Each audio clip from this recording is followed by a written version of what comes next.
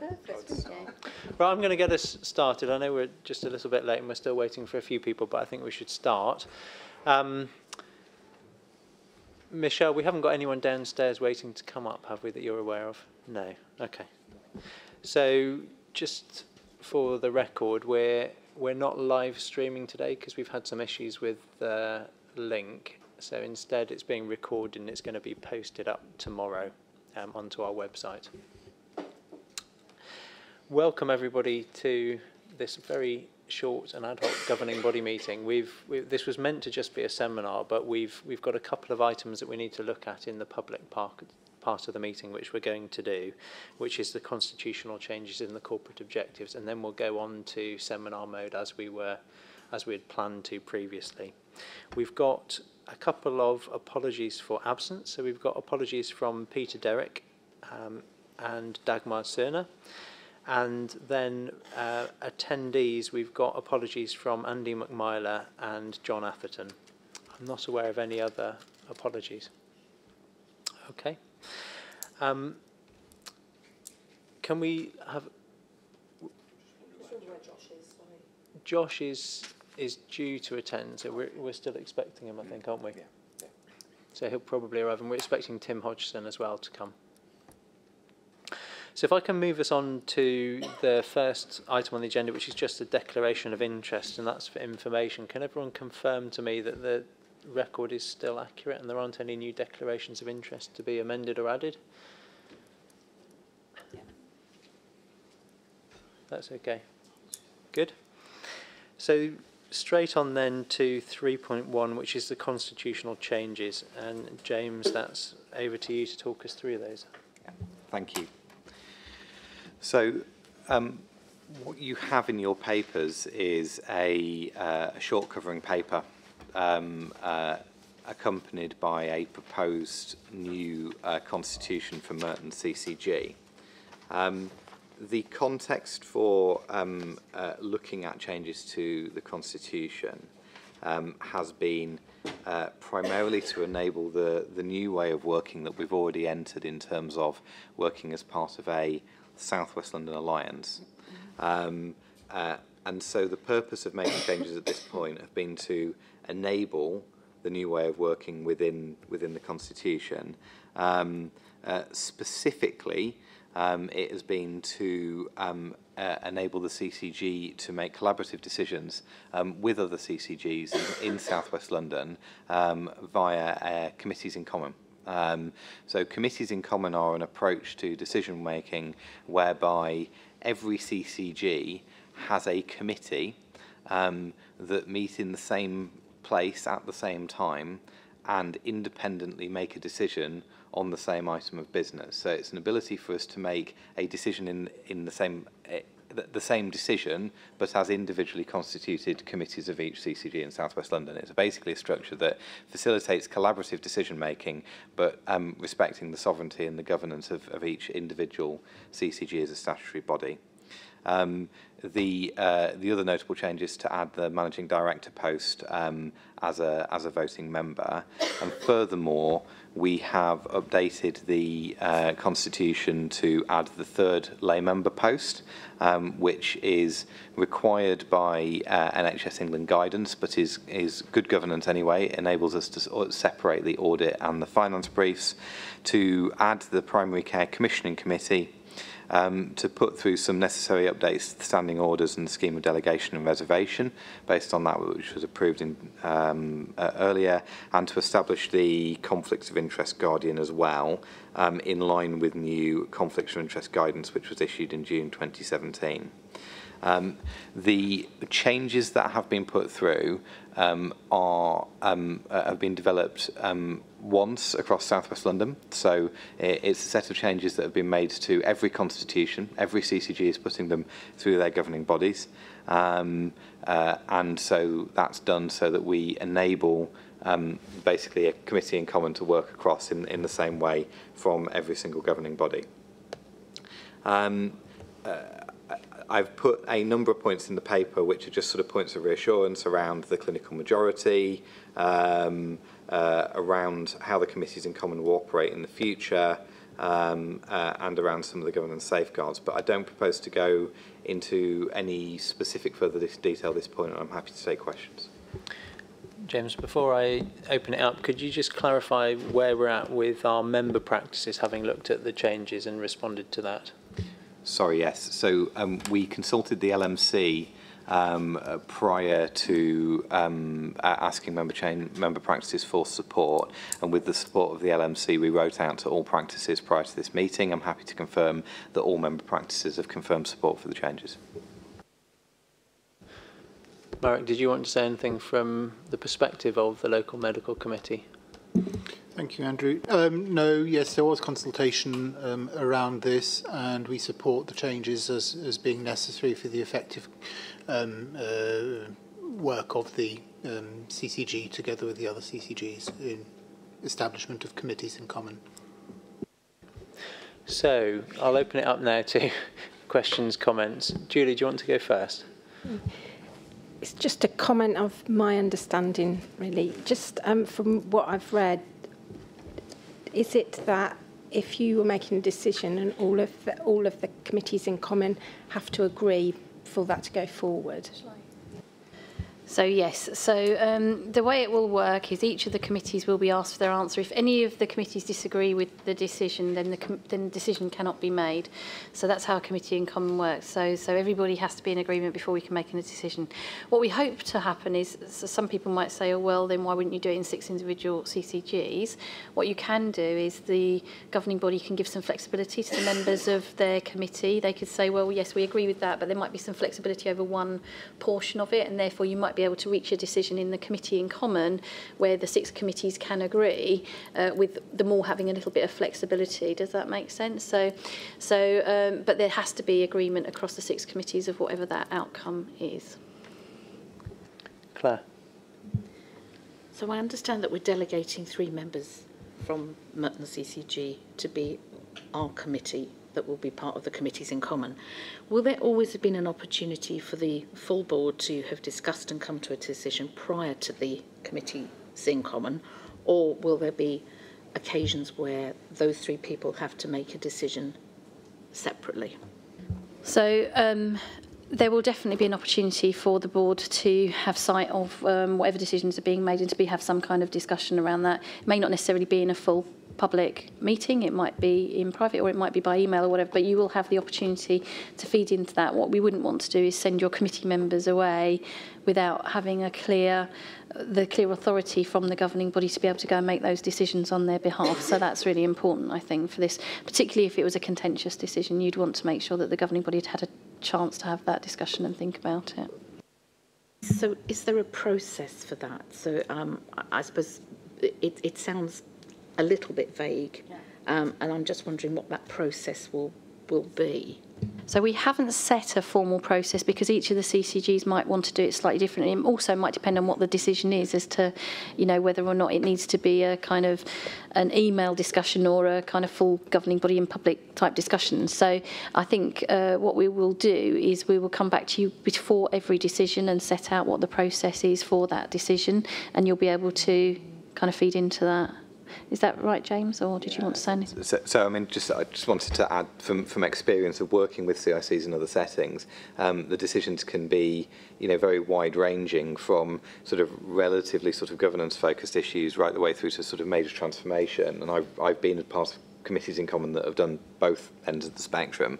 I think that it's always important to come back and have the discussion, and one of the key discussions is actually about who the delegation is to the CIC, because you want to make sure that you have the right people who go to the CIC, and it doesn't have to be the same people each time. You set the delegation of the CIC based on the best possible expertise for the decision that's in front of you. So I think that's the point of reassurance. You would need to, you would always need to come to 3 people and say, are you happy to be part of the delegation? And I think that would always be the prompt to say, let's just make sure that we're clear with the governing body what the scope is of the decision that we're making.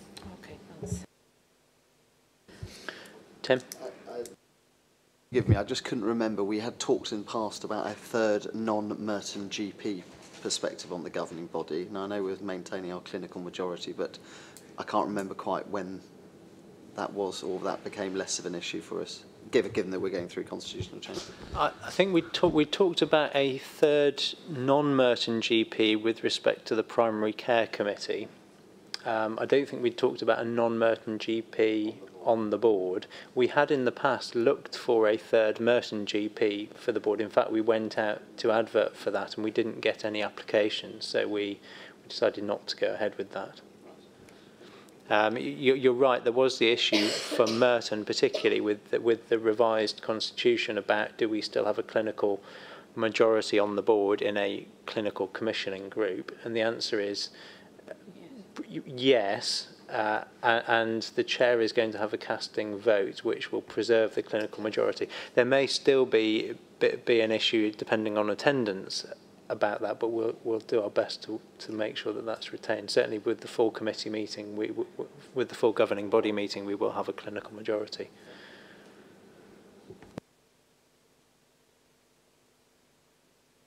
Any other questions or comments? I know we have looked at this before when we met with Wandsworth and looked through some of these changes anyway, so it's not new to people. We're going to be asked to approve these changes. Did you want to say something else, Sarah? I was just going to say that one of the things that I want us to look at across South West London actually is how we review the constitutions on a regular basis, because what we find is every time you look at it, there's things in there that you know, things move on and they just need updating or changing. It's a bit like now we're adding additional lay members and there's some issues around conflicts of interest. That kind of stuff comes up all the time. So what we're going to try and do is build in a kind of annual general review of everything that's in the constitution, just to make sure that it's all up to date and make recommendations, because otherwise what happens is it just happens to be in an ad hoc way depending on when you've got to do a change for something either national or local that's happening. So we'll try and build that review in as well and bring that back to you regularly so that you'll see that we're keeping the constitution up to date, because otherwise you get to a point where something happens, you go back to your constitution, you realise it's out of date, it doesn't quite cover it, or it isn't fit for purpose. So we'll just need to keep doing that. Okay. Are we happy then to move to approve the changes? Can I ask for people to confirm they're happy to approve the changes to the constitution? Is that a yes? Unanimous yes. Okay. Thank you. Good. Let's move on then to 3.2, which is the corporate objectives for 17-18 and looking into the future. Looking into the future, we're not really going to put a date on, I don't think. So we've had a set of objectives that we've been using that were based on the ones that were set early last year in Merton, and this is the proposed set of objectives that we want to use. It is a set of objectives that we've agreed with Wandsworth as well, so we will take it to Wandsworth's governing body. We haven't done that yet. So we originally took a paper to EMT and agreed that there were some proposed objectives, but we wanted to have further discussion in regards to them across the two CCGs. So most of you will remember that we had a joint governing body seminar early in September when we discussed these. We then went away and made the changes that people felt needed to be made to make them read the way that we wanted them to, and to make sure that the content was there and they were fit for purpose. And these are the 5 objectives that we've come up with. So I don't think there'll be a surprise to any of you here, because I think most of you, not everybody, but most of you were in that governing body seminar. We then, just to check that we were happy that we'd captured everything we said, we did take them to exec committee, which is a joint exec committee, sorry, on the 11th of October, and these are the 5 objectives that the exec committee were happy to bring to governing body. So they are here for approval. I'm not saying that we can't change them, but it would be helpful if we were happy with the wording that we proposed today, because I think these are something that every time you look at them you might want to change a particular word. So unless there's anything of real concern to people, then I'd propose that we use these ones going forward. If we do approve them today, then the work we'll do is that we will look at the BAF, and we will then start to be able to update the BAF, and then consequently from that we will look at the risk registers as well. So we've got quite a piece of work to do following on from agreement here, and the plan being that we try and get the BAF ready for the November or early December's, the next governing bodies that we've got in public.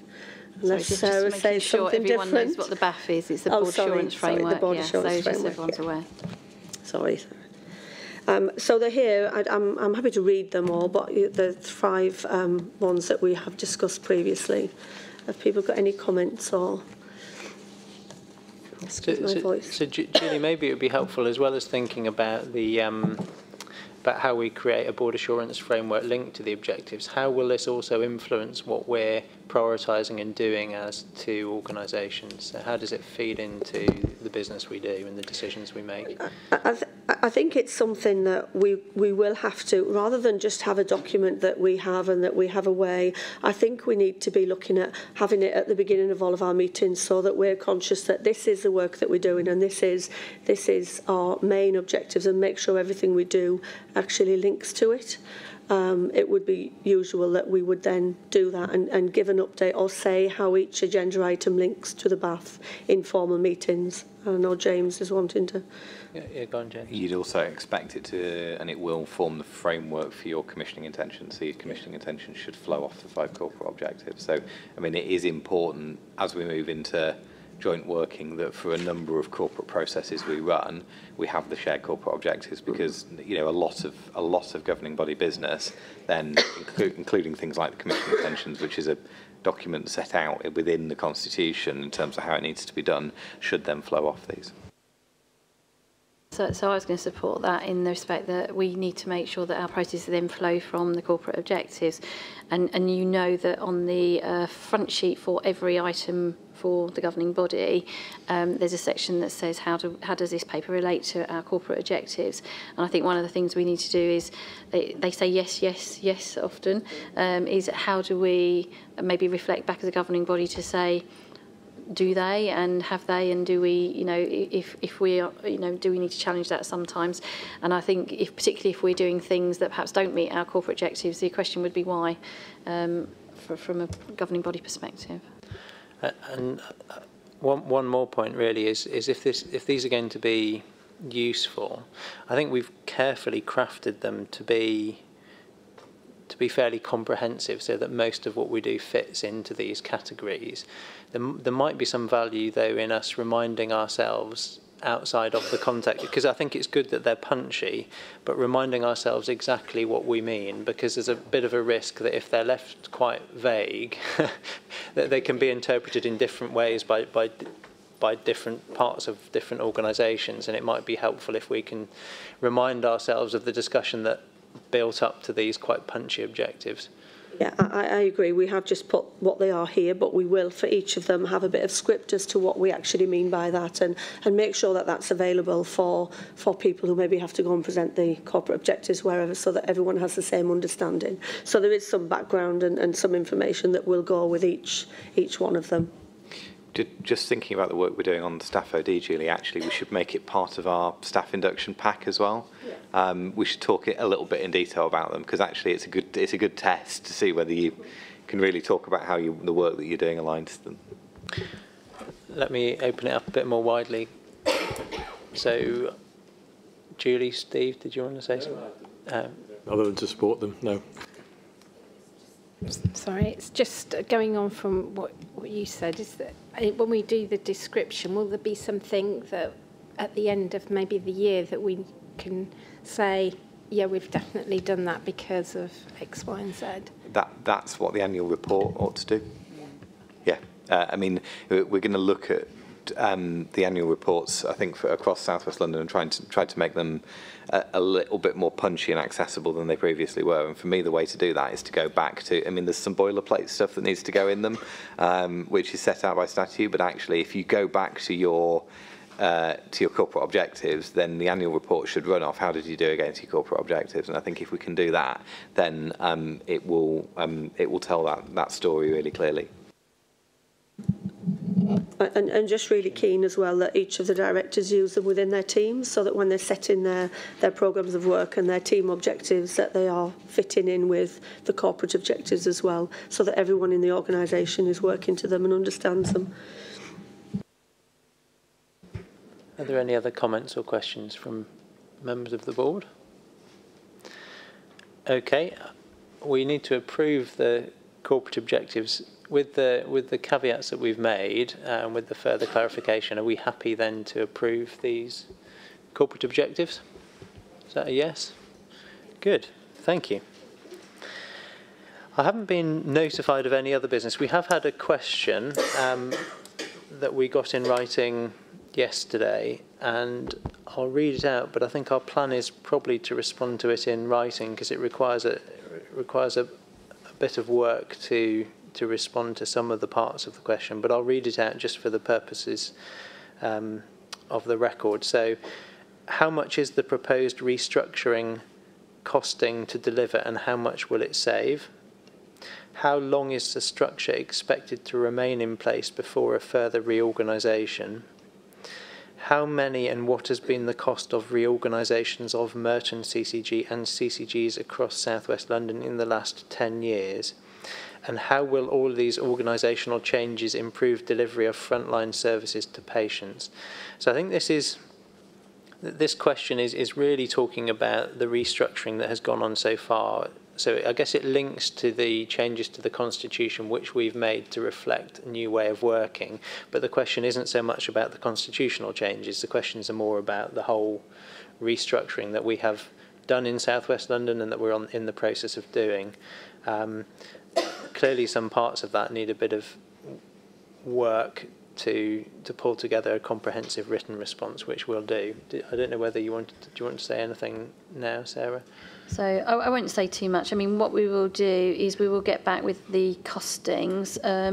There is an intention to make savings by doing some of the consolidation that we have done across South West London. That was always the intention. So we will have to be able to reflect that.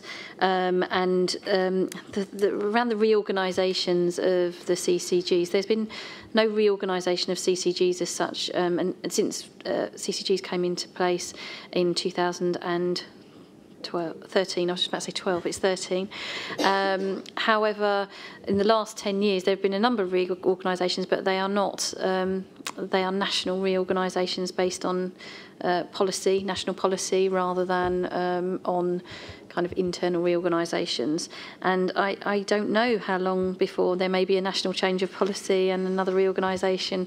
So some of the questions here we actually don't know the answer to, but we can get back with some of the detail around the money. I would hope that all of our changes improve the delivery of our frontline services, because that's what we're all here to do. So we'll try and get something on that as well. Thank you. So I haven't been notified of any other business, so I shall now bring the meeting to a close. And that ends the public part of our meeting. The date of the next meeting is the 30th of November between 1 and 4 p.m, and that will be a full public governing body meeting, so with the normal structure. But I'll now bring this meeting to a close, and then we're then going to move on to our seminar.